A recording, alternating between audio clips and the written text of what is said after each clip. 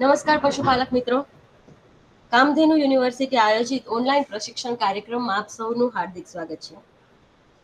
મિત્રો, જ્યારે આપણે પશુપાલન કરતા હોઈએ ત્યારે પશુઓને ખવડાવતા ચારાનું શું મહત્વ છે અને પશુ પોષણની પશુપાલનમાં કેટલી અગત્યતા છે એ વિશે પશુપાલકે જાણવું એ ખૂબ જરૂરી છે. તો આજે આપણે પશુપાલનમાં પશુ આહારનું મહત્વ એ વિષય પર આજે આપણે ચર્ચા કરીશું.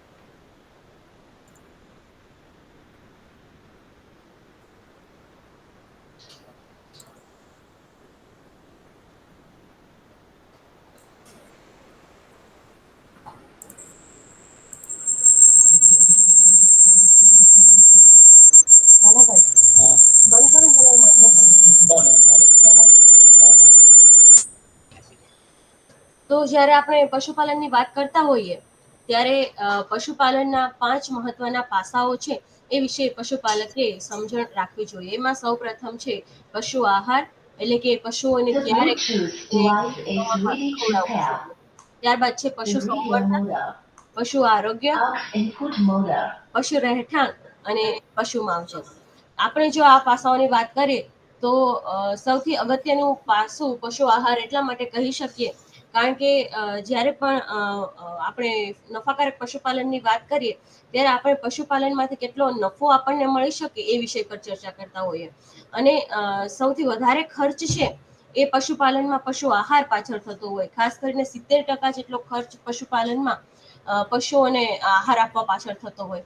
એટલે જો પશુ આહારનું યોગ્ય વ્યવસ્થાપન કરવામાં આવે તો એ પાછળ થતો ખર્ચ છે એ આપણે થોડો મર્યાદિત કરી શકીએ અને એમાં આપણે નફો છે એ થોડો વધારી શકીએ.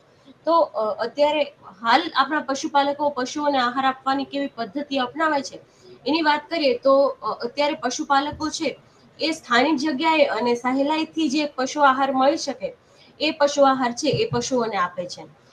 ખાસ કરીને પશુઓને એ આહારની જરૂરિયાત કેટલી છે, એ આહારમાં કેટલા પોષક તત્વો છે એની કોઈ ગણતરી પશુપાલકો કરતા નથી, પરંતુ સરળતાથી જે ચારો કે જે આહાર પશુપાલકને મળી રહે એ આહાર છે એ પશુઓને એની જરૂરિયાતને અવગણીને પશુપાલકો આપે છે. દુધાળા પશુઓ હોય તો ગાય હોય કે ભેંસ હોય તો એની દૂધ ઉત્પાદનની ક્ષમતા હોય તો એ ક્ષમતાને ધ્યાનમાં રાખી અને એને છે દાણ આપવાનું હોય છે.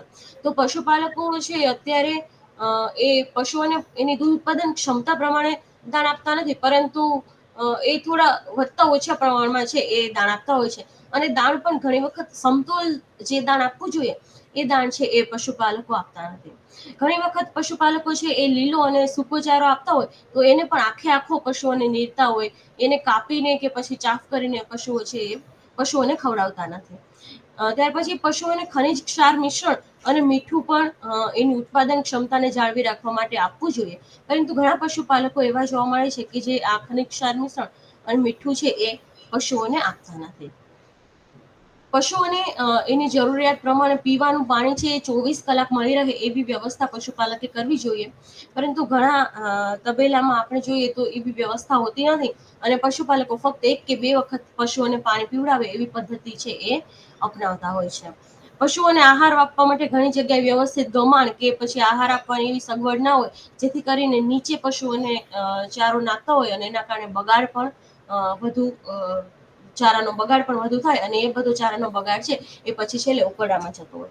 તો આવી રીતે પશુઓને જ્યારે યોગ્ય આહાર ના આપવામાં આવે કે પછી આયોજન વગર આહાર ના આપવામાં આવે તો એના ગેરફાયદા એવા થાય કે એને મોટા ભાગે જે તત્વો મળવા જોઈએ, ખનિજ તત્વો છે, વિટામિન્સ છે કે પછી અન્ય તત્વો જે પોષણ મળવું જોઈએ એ પશુઓને એની જરૂરિયાત પ્રમાણે મળતા નથી. અને એ પોષક તત્વો ના મળવાના કારણે પશુઓ છે એ એની દૂધ ઉત્પાદન ક્ષમતા પ્રમાણે દૂધ ઉત્પાદન કરી શકતા નથી.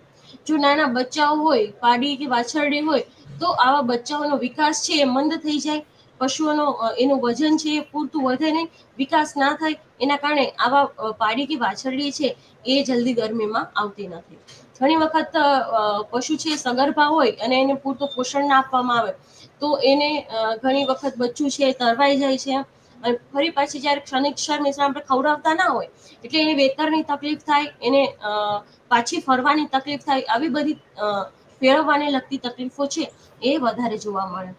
વિયાઈ ગયા પછી પણ જેમાં પોષણની કમી હોય તો વિયાણ પછી મેલી ના પડે, ગર્ભાશયને લગતી તકલીફો થાય, મિલ્ક ફીવર, કીટોસિસ વગેરે જેવી બીમારી પણ છે એ પશુઓમાં જોવા મળે અને એને આર્થિક નુકસાન છે એ પશુપાલકને થતું હોય.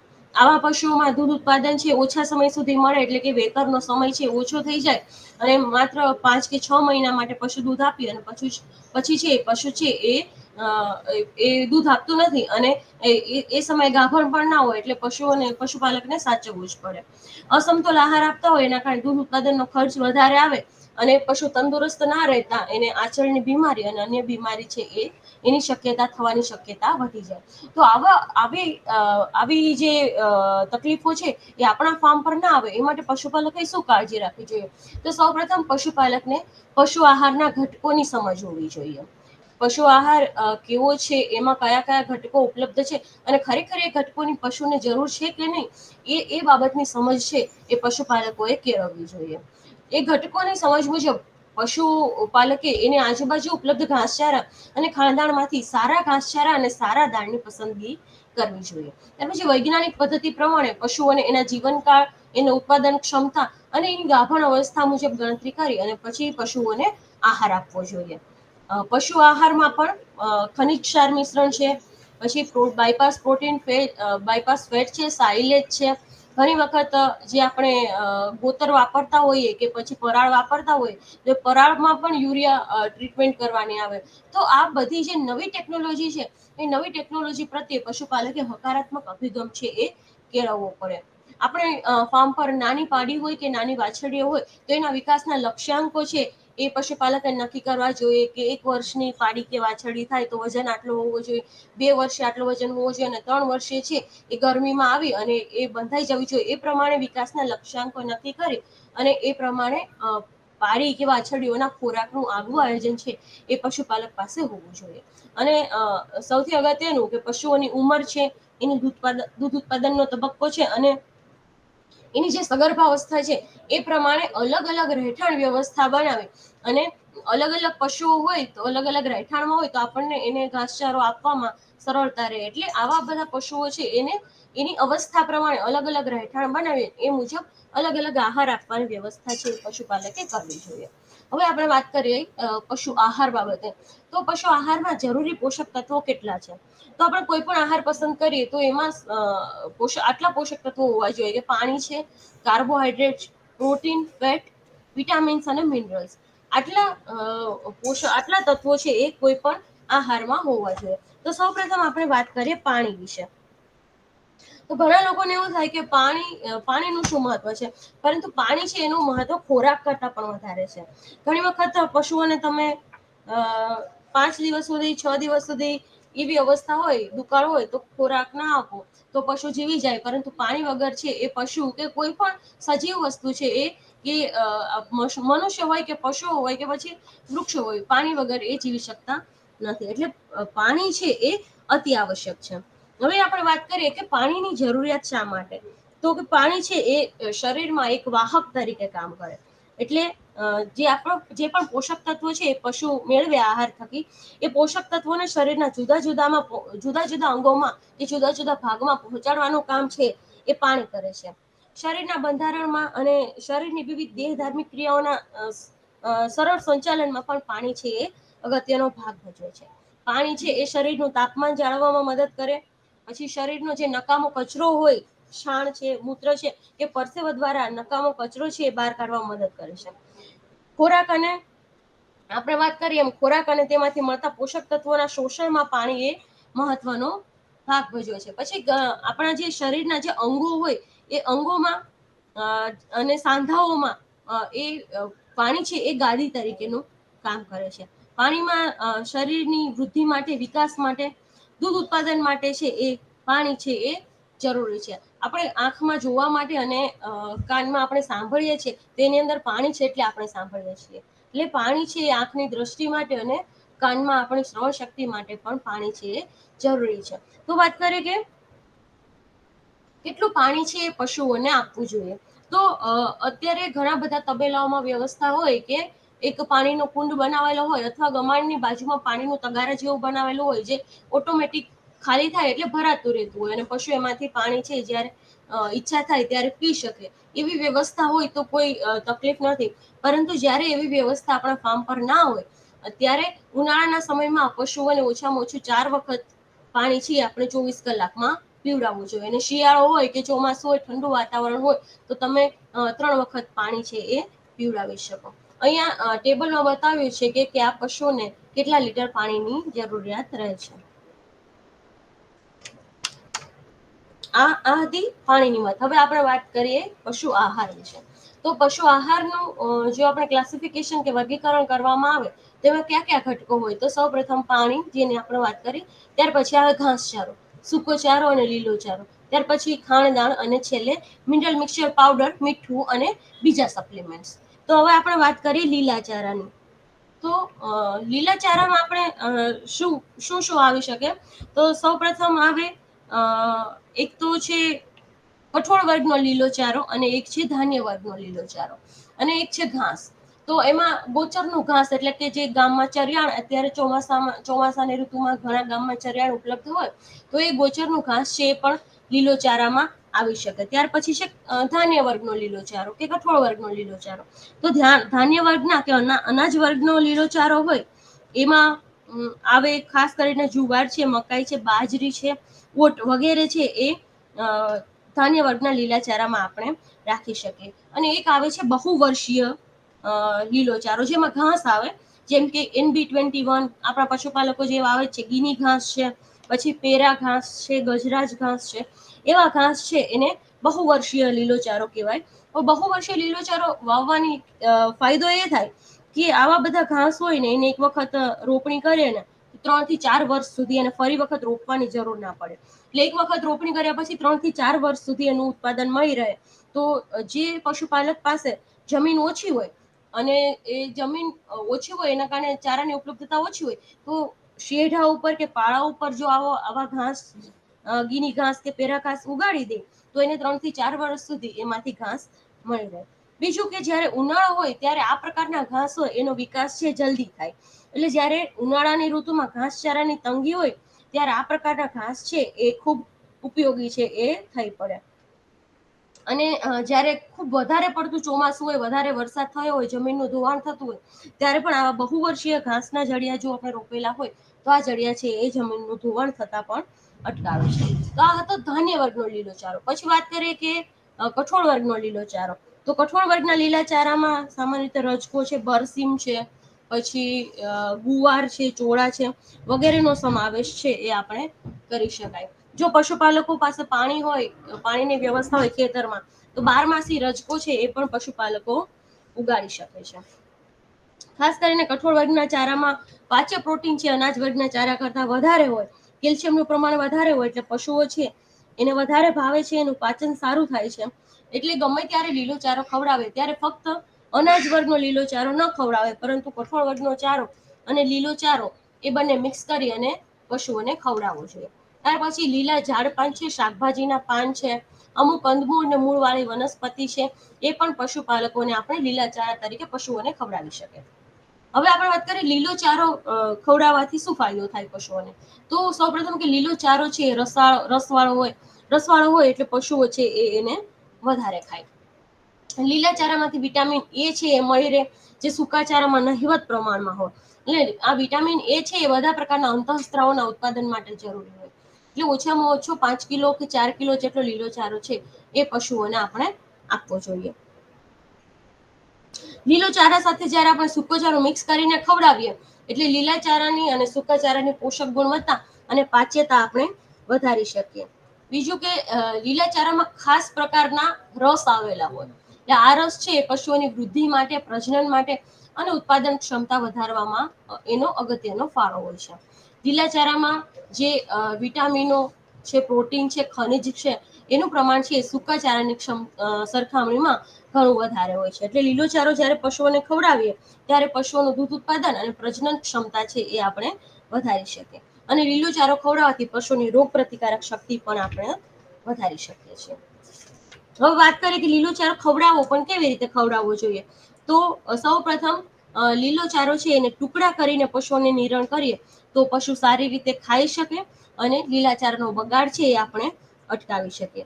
જો દરેક પશુને શક્ય હોય તો 20 થી 25 કિલોગ્રામ લીલો ચારો આપવો જોઈએ, પરંતુ શક્ય ના હોય તો ઓછામાં ઓછો 5 કિલો લીલો ચારો પશુઓને મળી રહે તે પ્રમાણે આપણે વ્યવસ્થા કરવી જોઈએ. જો ચોમાસું અત્યારે ચાલે છે તો ચોમાસાની સિઝન દરમિયાન મકાઈ અને જે ચોળા છે એનું જે મિશ્રણ છે એ લીલા ચારામાં ઉત્તમ ગણી શકાય. અને જ્યારે શિયાળો હોય તો ઓટ અને રજકો એ મિશ્ર ચારો છે એ ઉત્તમ કહી શકાય. એટલે અત્યારે ચોમાસા દરમિયાન પશુપાલકો મકાઈ અને ચોળાનું વાવેતર કરી અને એના ટુકડા કરી મિક્સ કરી અને પશુઓને ખવડાવી શકાય. હવે આપણે કઠોળ વર્ગનો લીલો ચારો જ્યારે પશુઓને ખવડાવતા હોઈએ તો 5 કિલોગ્રામ કઠોળ વર્ગનો લીલો ચારો પશુઓને ખવડાવીએ ત્યારે 1 કિલોગ્રામ દાણ છે એ આપણે પશુઓને ઘટાડી શકીએ. એટલે કઠોળ વર્ગનો લીલો ચારો જ્યારે ખવડાવવામાં આવે પશુને ત્યારે દાણનો જે ખર્ચ થાય છે એ ઘટી જાય, જેના કારણે પશુપાલકને વધારે નફો મળી શકે.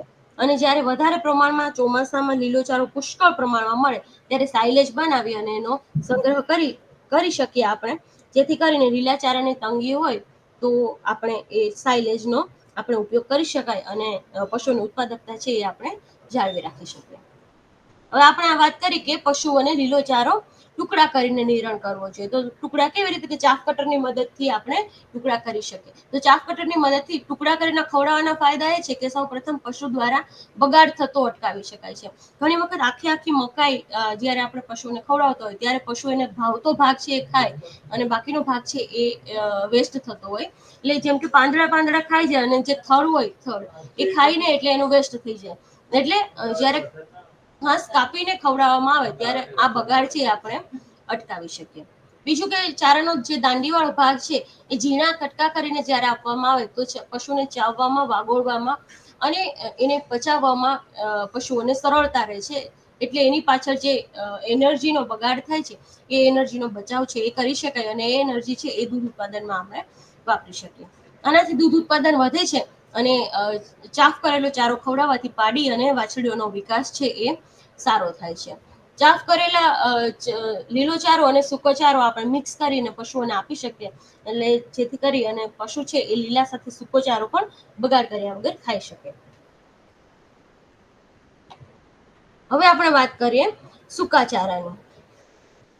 તો સૂકા ચારામાં આપણે હે એટલે કે સુકવણી કરેલું ઘાસ, જેમ કે રજકો હોય, અંજન ગ્રાસ હોય, ધાવણ ગ્રાસ હોય, એની સુકવણી કરી અને પછી એ ઘાસ આપણે સૂકા ચારા તરીકે ખવડાવી શકીએ. મકાઈ, બાજરી, જુવાર કે ઘઉં વાવ્યા હોય તો એની જે પાછળની પરાળ વધે કે કડપ વધે એ પણ આપણે સૂકા ચારા તરીકે પશુઓને નિરણ કરી શકીએ. અને જે આપણે કઠોળ હોય, મગ હોય, મઠ, ચણા એનું જે ગોતર હોય કે પછી મગફળીનું ગોતર હોય તો એ પણ પશુઓને સૂકા ચારા તરીકે આપણે આપી શકીએ. હવે સૂકા ચારા ખવડાવવાની શું અગત્યતા છે? તો કે પશુઓનું પેટ છે એ ઘણું મોટું પેટ હોય. એટલે જ્યારે પણ આપણે ખાલી લીલો ચારો કે દાણ ખવડાવીએ તો એની ભૂખ સંતોષાય નહીં અને વધારે પડતું દાણ જ્યારે ખવડાવી દઈએ તો પશુઓને એસિડોસિસ અને એની પાચનની ક્રિયા છે એ બરાબર થાય નહીં. એટલે સૂકો ચારો એટલા માટે ખવડાવવો જોઈએ કે જેથી કરીને પશુનું પેટ ભરાઈ જાય અને પશુને એવું લાગે કે મેં ખાધું છે ને એની ભૂખ સંતોષાય છે. એટલા ખાતર આપણે સૂકો ચારો ખવડાવવો જોઈએ. સૂકા ચારામાં પોષક તત્વો નહિવત પ્રમાણમાં હોય, પરંતુ લીલા ચારા સાથે જ્યારે સૂકો ચારો ખવડાવવામાં આવે ત્યારે અમુક વખત લીલા ચારામાં જે તત્વો હોય, જેમ કે ટેનિન છે, એવા અમુક તત્વો, ઝેરી તત્વો હોય તો સૂકા ચારા સાથે ખવડાવવામાં આવે ત્યારે એની ઝેરની પ્રમાણ ઓછું થઈ જાય અને સૂકો ચારો ખવડાવવાથી પશુનું પેટ ભરાઈ જાય અને એની જે પાચન ક્ષમતા છે એ જળવાઈ રહે એ માટે આપણે પશુઓને સૂકો ચારો ખવડાવવો જોઈએ. તો સૌપ્રથમ આપણે સુકવણી કઈ રીતે કરી શકીએ?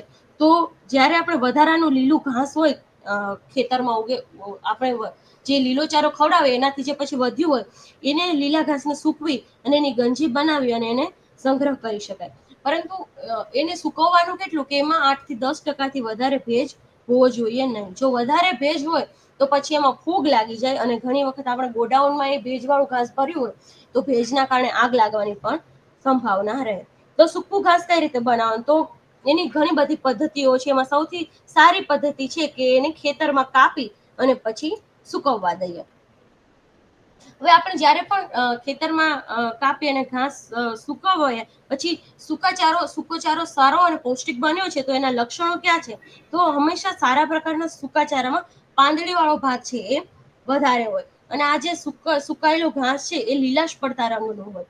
જો આવું ઘાસ હશે તો જાનવરોને વધારે ભાવશે, સારી રીતે પાચન થશે, અને આ ઘાસ છે એ પ્રમાણમાં વધારે પૌષ્ટિક હશે. આ પાતળી પાંદડી વાળું અને જે ઓછા રેસા વાળું જે ઘાસ હશે તો એ સારો સૂકો ચારો બનશે, અને જાડી દાંડી વાળું જો ઘાસ હશે તો એ પશુઓ છે એ સારી રીતે ચાવી નહીં શકે, અને એથી પશુઓ છે એ ઘાસચારો ખાશે નહીં. હવે જ્યારે આપણે સૂકાચારાનો સંગ્રહ કરતા હોઈએ તો સંગ્રહ કરવામાં શું ધ્યાન રાખવું જોઈએ? તો કે ઉનાળો પાક હોય અથવા રજકાની છેલ્લી કાપણી હોય તો વરસાદ થાય એ વરસાદ પહેલા સુકવણી કરી અને આપણે એને ગોડાઉનમાં ગોઠવી દઈએ, એ પ્રકારનું ધ્યાન રાખવું જોઈએ. સૂકા ઘાસ માં જ્યારે પણ આપણે કામ કરતા હોઈએ, ગોડાઉનમાં કામ કરતા હોય, તો ઘણી વખત મજૂરો છે બીડી પીતા હોય, સિગારેટ પીતા હોય, તો તેથી એનાથી આગ લાગવાની સંભાવના રહે. એટલે આ પ્રકારની જગ્યા હોય ત્યાં આપણે મજૂરોને ખાસ સાવચેત કરવા કે આ બીડી કે સિગારેટ છે આ પ્રકારની જગ્યામાં ના પીએ. ઘણી વખત ગોડાઉનમાં પક્ષીઓ છે, કબૂતરો છે, એ ઘૂસી અને માળા બનાવતા હોય, એના કારણે જે પક્ષીઓની હગાર છે કે ચોરક છે એ ચારામાં પડે, અને એના કારણે જાનવરોને ઘણી વખત ચેપ લાગે. એટલે ગોડાઉન એવું હોવું જોઈએ કે જેમાં આ પ્રકારના પક્ષીઓ ઘૂસી અને માળા ના બનાવી શકે, અને સાપ જેવા કોઈ ઝેરી જાનવર છે અંદર ના ઘૂસી શકે, એ પ્રકારનું ગોડાઉન આપણી પાસે હોવું જોઈએ. અથવા જો ઘણી વખત કાચું હોય ઘર સંગ્રહ કરવા માટે, તો એને વારંવાર એમાં જે કાણા પડતા હોય એને આપણે કાણા પુરાવી દઈએ, એવું વારંવાર આપણે ધ્યાન રાખવું જોઈએ. સંગ્રહ કરેલું ઘાસ હોય તો એને બહુ જૂનું ના થવા દેવું. જેમ જેમ ઘાસ જૂનું થાય એમ એનું પોષણ મૂલ્ય વધે. એટલે આપણે પશુઓની કેટલી જરૂરિયાત છે, કેટલું ઘાસ પશુઓ ખાઈ શકશે, એ પ્રમાણે ગણતરી કરી અને પછી ઘાસચારો છે એનો સંગ્રહ કરવો જોઈએ. હવે આપણે વાત કરીએ પશુદાણની. તો જ્યારે પણ આપણું પશુ દૂધ આપતું હોય ત્યારે એની પ્રોટીનની જરૂરિયાતને પૂરી કરવા માટે આપણે પશુઓને દાણ આપવું જોઈએ. આપણે સમતોલ પશુ આહાર છે એ આપણે માર્કેટમાં મળી રહે છે, સમતોલ દાણ. ઘણી વખત સંઘમાં પણ આપણને સમતોલ દાણ મળી રહે છે, તો આપણે એ સંઘનું દાણ છે એ પશુઓને આપવું જોઈએ.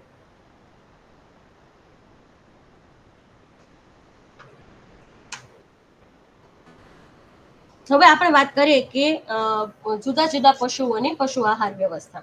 તો સૌપ્રથમ વાત કરીએ નાના બચ્ચાઓ માટે. તો જેવા નાના બચ્ચા જન્મે તો એને જન્મના અડધાથી 1 કલાકની અંદર છે એ દૂધ દોઈ અને પછી ખીરું છે એ બચ્ચાને પીવડાવી દેવું જોઈએ.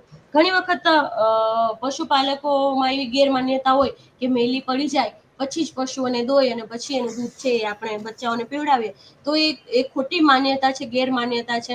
જ્યારે તમે દૂધ દોઈ લેશો એટલે જાતે મેલી છે એ પડી જશે. એટલે મેલી પડવાની રાહ ના જોઈ અને પશુને દોઈ અને જન્મના અડધાથી 1 કલાકની અંદર છે એ બચ્ચાને ખીરું પીવડાવી દેવું જોઈએ. અને ત્યાર પછી બચ્ચાના વજનના 10મા ભાગનું ખીરું છે એ સતત 5 દિવસ સુધી બચ્ચાને પીવડાવવું જોઈએ.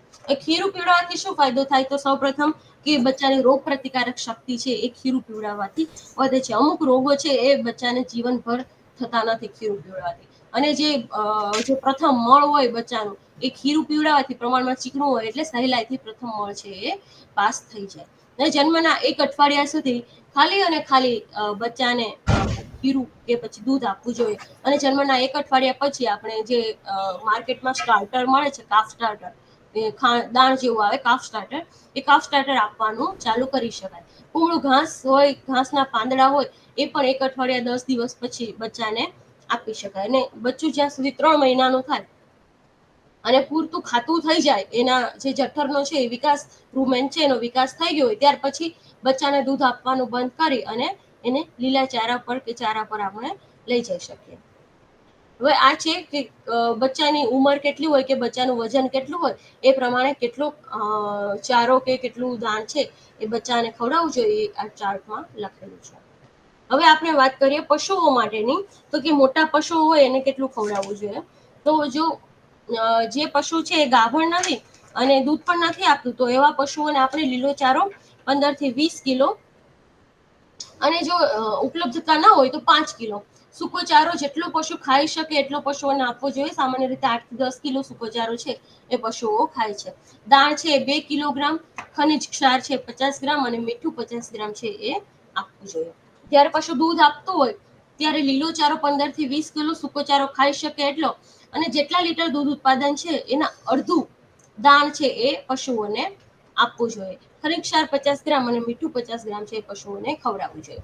જ્યારે પશુ ગાભણ હોય ત્યારે એને લીલો ચારો, જેમ આગળ કહ્યું એમ સૂકો ચારો પશુ ખાઈ શકે એટલો અને દાણ છે એ 2 કિલો આપવું જોઈએ. પરંતુ જ્યારે 7 માસનો ગર્ભાવસ્થા હોય પશુની ત્યાર પછી વધારાનું દાણ છે એ આપણે પશુઓને આપવું જોઈએ. એક એક મુઠ્ઠી 7 માસ પછી એક એક મુઠ્ઠી દાણ દરરોજ વધારતા જાય અને જ્યારે પશુ વીયાય ત્યારે 4 થી 5 કિલોગ્રામ દાણ ખાઈ શકે એ પ્રમાણેનું આયોજન છે એ પશુપાલકે કરવું જોઈએ. ખનિજ ક્ષાર પણ 50 ગ્રામ અને મીઠું પણ 50 ગ્રામ ગાભણ પશુઓને આપી શકે. પરંતુ જ્યારે પશુ વિયાવાનું હોય એટલે આપણને ખબર પડી જાય કે હવે અઠવાડિયાની અંદર છે એ પશુનું વિયાણ થવાનું છે, તો અઠવાડિયા પહેલા આપણે ખનિજ ક્ષાર છે જે મિનરલ મિક્સચર પાવડર છે એ બંધ કરી દેવાનો અને પછી પશુ વિયાઈ જાય ત્યાર પછી ફરી આપણે મિનરલ મિક્સચર ચાલુ કરવાનું. પછી વાત કરીએ કે વિયાણ સમયનો આહાર, કે પશુનું વિયાણ થયું છે એ સમયે પશુને શું ખવડાવવું જોઈએ, તો કે મેથી, અળસી અને સુવા હોય એ દરેક 100 ગ્રામ એ પશુને દાણમાં મિક્સ કરી અને આપવા જોઈએ. પછી એનામાં એનર્જી કે શક્તિ વધે પશુમાં એના માટે તેલ છે અને ગોળ છે અને બાજરી, વધારે નહીં પણ 200 ગ્રામ જેટલી બાજરી છે એ પશુઓને ખવડાવવી જોઈએ. ઘણી વખત પશુપાલકો એવી ફરિયાદ કરતા હોય કે દાણ છે એ પોસાતું નથી, લેવું પોસાતું નથી, દાણ મોંઘું આવે છે. તો એના માટે પશુપાલકો ઘરે પણ સુમિશ્રિત દાણ બનાવી શકે. તો એના માટે પશુપાલકે શું કરવું જોઈએ, તો કે આ ટેબલમાં દર્શાવ્યા મુજબના ઘટકો છે એ પશુપાલકે લેવા જોઈએ. એટલે કે જુવાર છે, બાજરી કે મકાઈ, જે સસ્તું હોય અને જે અવેલેબલ હોય એ 10 કિલોગ્રામ પશુપાલકે લેવું જોઈએ. કપાસિયાનો ખોળ છે 30 કિલોગ્રામ, તુવેર ચૂની, મગ ચૂની કે પછી અડદ ચૂની જે પણ મળી શકે એ 20 કિલોગ્રામ, ઘઉંનું થૂલું 10 કિલો, રાઈસ પોલિશ 12 કિલો, મગફળીના છોડા છે 5 kilogram, molasses 10 kilogram, mineral mixture 1 kilogram. એવી રીતે આ બધી વસ્તુઓ લઈ અને એ બધી વસ્તુઓ સારી રીતે મિક્સ કરી અને એ 100 કિલોગ્રામ દાણ છે એ પશુપાલક ઘરે પણ બનાવી શકે. હવે આપણે વાત કરીએ મિનરલ મિક્સચરના ફાયદા. ઘણી વખત પશુપાલકો ગણતરી કરે કે મિનરલ મિક્સચર છે એ મોંઘું પડે, આપણને પોસાય નહીં, પરંતુ મિનરલ મિક્સચરના ફાયદા પણ ઘણા બધા છે. જેમ કે ઘણી વખત પશુઓમાં પોષણની ડેફિશિયન્સીથી ડેફિશિયન્સી ડિઝીઝીસ થતા હોય, તો મિનરલ મિક્સચર જ્યારે ખવડાવતા હોય ત્યારે આ પોષણની ઉણપથી થતા રોગો છે એ પશુઓમાં જોવા મળતા નથી. ઘણી વખત પશુઓને પરોપજીવી સામે પણ મિનરલ મિક્સચર છે એ રક્ષણ આપે છે. પાડી કે વાછરડીઓ હોય તો પાડી વાછરડીને સમયસર પુખ્ત બનાવી અને એને સમય પહેલા ગાભણ થવામાં મિનરલ મિક્સચર પાવડર છે એ મદદ કરે છે. પશુમાં ઘણી વખત ઉથલા મારવાનો પ્રશ્ન વધારે હોય તો ઉથલા મારવાનો પ્રશ્ન પણ મિનરલ મિક્સચર ખવડાવવાથી ઓછો કરી શકાય. બે વિયાણ વચ્ચેનો સમયગાળો આપણે ઘટાડી શકીએ. પછી પશુ દીઠ દૂધ ઉત્પાદન છે એ આપણે વધારી શકીએ અને દુધાળા પશુઓમાં બીમારીઓનું પ્રમાણ ઘટાડી સ્વચ્છ દૂધ ઉત્પાદન લેવામાં આપણે મિનરલ મિક્સચર પાવડર મદદ કરે. ઘણી વખત જે પશુઓને આપણે મિનરલ મિક્સચર પાવડર ખવડાવતા હોય એ પશુમાં રોગ પ્રતિકારક શક્તિ વધે અને એ પશુ જ્યારે ગાભણ થઈ અને એમાં જે બચ્ચાનો જન્મ થાય એ બચ્ચું છે એ પણ તંદુરસ્ત જન્મે અને વજન પણ બચ્ચાનો વધારે હોય છે. મિનરલ મિક્સચર ખવડાવવાથી, જે પશુઓમાં મિનરલ મિક્સચર ખવડાવતા હોય એમાં તમે કાળજીપૂર્વક જોશો તો એની ચામડી છે એ પણ અન્ય પશુઓ કરતા ચળકતી અને ચમકદાર જોવા મળે છે. આવા ખનિજ તત્વો હોય એ સ્નાયુના કાર્યમાં તેમજ શરીરના જે હાડકાં હોય, સ્નાયુ હોય કે અન્ય તંતુના વિકાસ હોય એના વિકાસ માટે અને ગુણવત્તા માટે જરૂરી છે. ઘણી વખત એવા પશુઓ હોય કે જેનું દૂધ ઉત્પાદન છે એ 15 લીટર કરતા વધારે હોય, તો આવા પશુઓને આપણે સામાન્ય આહાર આપીએ તો એની પોષણની જરૂરિયાત છે એ પૂરી ના થઈ શકે અને એના કારણે એ પશુનું દૂધ ઉત્પાદન છે એ ધીમે ધીમે ઘટતું જાય. તો જેવા પશુનું દૂધ ઉત્પાદન 15 લીટર કરતા વધારે હોય એવા પશુઓને આપણે બાયપાસ પ્રોટીન છે એ આપવું જોઈએ. હવે ઘણી વખત જેમ આગળ આપણે વાત કરી હતી એમ કે જ્યારે ચોમાસાની ઋતુમાં લીલોચારો ખૂબ પુષ્કળ પ્રમાણમાં ઉપલબ્ધ હોય અને આપણે એટલી જરૂરિયાત ના હોય તો એ સમયે લીલાચારાનો સંગ્રહ કરી અને પશુપાલક છે એ સાયલેજ પણ બનાવી અને પશુઓને ખવડાવી શકે. હવે વાત કરીએ અપ્રચલિત પશુ આહારની. તો ઘણી વખત દુકાળના સમયમાં કે જ્યારે ઉનાળાના સમયમાં જ્યારે આપણી પાસે ઘાસચારો ઉપલબ્ધ ના હોય ત્યારે આપણે આવા અપ્રચલિત પશુ આહાર છે એ આપણે પશુઓને આપી શકીએ. જેમાં ઘણી વખત કુંવારિયાના બીજ છે, પછી પરદેશી બાવળની સિંગો છે, દેશી બાવળની શીંગો છે, મહુડાનો ખોળ છે, મહુડાના ફૂલ છે, સુબાબુલ આંબલી, કરંજનો ખોળ, આ પ્રકારના જે અપ્રચલિત પશુ આહાર છે જે આપણે રેગ્યુલર પશુઓને આહારમાં આપતા નથી એવા પશુ આહાર છે એ પણ આપણે આપણા નજીકના જે વેટનરી ડોક્ટર હોય એની સલાહ લઈ અને એ કે એટલા પ્રમાણમાં આપણે મિક્સ કરી અને પશુઓને આપણે પશુ આહાર તરીકે આપી શકીએ. તો પશુપાલકો, આજે આપણે ચર્ચા કરી કે પશુઓને આપણે કેવા પ્રકારનો આહાર કેટલા પ્રમાણમાં આપી શકાય. તો આ વિષય પર જો આપને કોઈ પણ પ્રશ્ન હોય તો આપ વિસ્તરણ શિક્ષણ નિયામકની કચેરી, કામધેનુ યુનિવર્સિટી, ગાંધીનગર ખાતે સંપર્ક કરશો. તો મિત્રો, આજની ચર્ચા આપણે અહીં સમાપ્ત કરીશું. ફરી આવતા શુક્રવારે એક નવા વિષય, નવી માહિતી અને નવા વક્તા સાથે ફરી મળીશું. ત્યાં સુધી રજા આપશો. આભાર.